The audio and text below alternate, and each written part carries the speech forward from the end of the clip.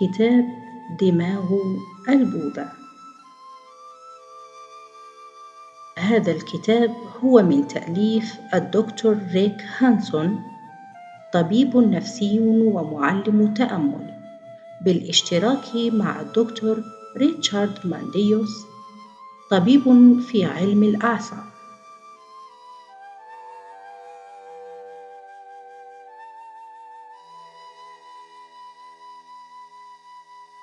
يقول شارون سالزبرغ مؤلف كتاب لطف الحب: كتاب دماغ البوذا كتاب شامل وبشكل مدهش، يسر مؤلفوه فهمنا لكيفية عمل عقولنا وكيف نتغير لنحيا حياة أكثر سعادة وأكثر غنى. ويقول فيليب دافيد زيلازو ونانسي وجون ليندال، أستاذ في معهد نمو الأطفال في جامعة مينيسوتا،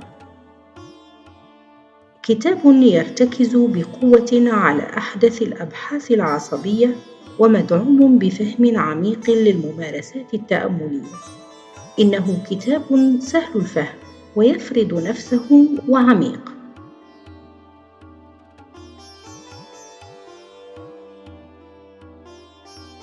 هذا ببساطة أفضل كتاب قرأته عن كيفية تشكيل أدمغتنا ولماذا نفعل ذلك لنحيا بسلام وسعادة. يغير هذا الكتاب دماغك وحياتك حرفياً.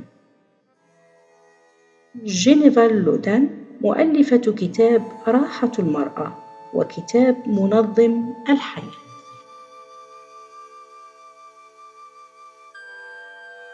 جون جي بريدرغاست، وهو بروفيسور وأستاذ مساعد في علم النفس في معهد كاليفورنيا للدراسات التكاملية، ومحرر قديم في المرآة المقدسة والاستمتاع من قلب الصمت Listening from the Heart of Silence. هذا الكتاب دليل مستنير في علم النفس العصبي المتطور والحديث وفي الحكمة البوذية القديمة، وهو مليء بالاقتراحات العملية عن كيفية إعادة برمجة دماغك تدريجياً للوصول إلى سعادة أكبر. كتاب واضح ودود وسهل الفهم. يقول تارا براش، وهو بروفيسور ومؤلف كتاب القبول الجذري: يريك كتاب دماغ بوذا كيف يمكن للممارسات العقلية الواصلة إلينا من الحضارات المتأملة أن تزيد من قدرتنا على اختبار السعادة والسلام. يزودك الكتاب بالفهم العلمي لهذه الطرق وبدليل واضح للممارسات التي تصقل قلباً حكيماً وحرًا. يقول الدكتور جيروم إنجل: غذى العديد من الكتابات في السنوات الأخيرة السخط التقليدي المتبادل بين العلم والدين، بيد أنه ثمة حركة موازية ومنعشة في الاتجاه المعاكس. يتزايد اهتمام علماء الأعصاب باستخدام استقصاءات العقل بصيغة المتكلم في الأبحاث العلمية الغربية لعقل الإنسان، ودعمها باستقصاءات العقل بصيغة المخاطب في أبحاثهم عن الدماغ. الممارسات البوذية التأملية قابلة لتعاون كهذا، ما يفتح الباب أمام الجهود الهادفة لإيجاد تفسيرات إحيائية عصبية للفلسفة البوذية.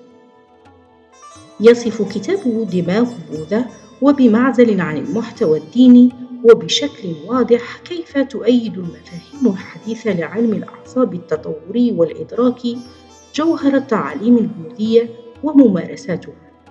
يجب أن يستهوي هذا الكتاب من ينشد طريقاً روحياً علمانياً، بالإضافة إلى إظهارته للعديد من الفرضيات القابلة للبرهان من قبل علماء الأعصاب المهتمين. الفصل الأول: أسباب المعاناة. الفصل الثاني: السعادة. الفصل الثالث: الحب. الفصل الرابع: الحكمة. إن كتاب دماغ بوذا دعوة لاستخدام تركيز العقل وتسخير قوة الانتباه لتطوير حياتك وعلاقاتك مع الآخرين، وهو يولف الأفكار القديمة للممارسة التأملية في التقاليد البوذية مع الاكتشافات الحديثة في مجال علم الأعصاب. كشف تطور علمي ثوري أن دماغ الإنسان البالغ يبقى منفتحاً على التغيير طيلة عمره.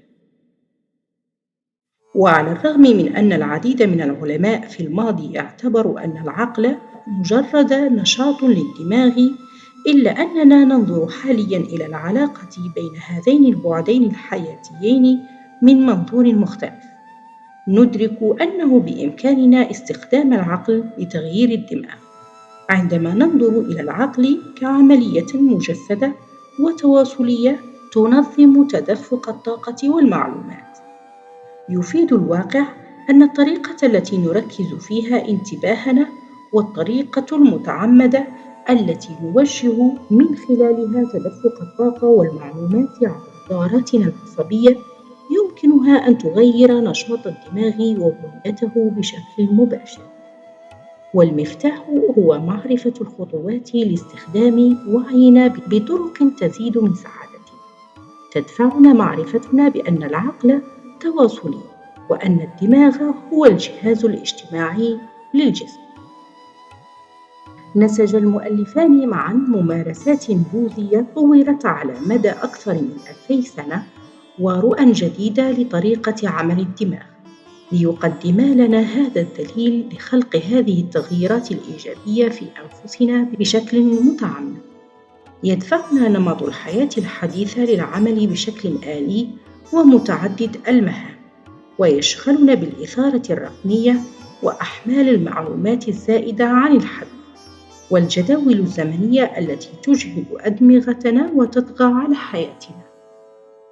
أضحى العثور على الوقت للتوقف وسط هذه الفوضى حاجة ملحة، لا يجد الوقت لتلبيتها منا إلا القلب. نحن مدعوون مع دماغ بوذا لالتقاط الأنفاس العميقة والنظر في الأسباب العصبية التي تدعونا إلى تخفيف سرعتنا وموازنة عقلنا وتحسين علاقاتنا مع بعضنا البعض ومع ذواتنا.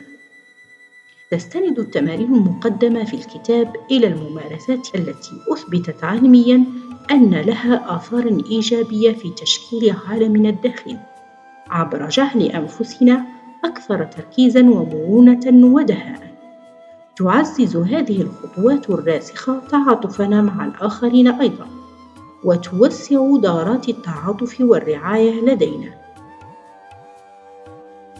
إن التعهد بتسخير عقولنا لتغيير أدمغتنا عبر هذه الممارسات يعني بناء دارات الطيبة والرفاهية لحظة بلحظة ولشخص واحد ولعلاقة واحدة في كل مرة.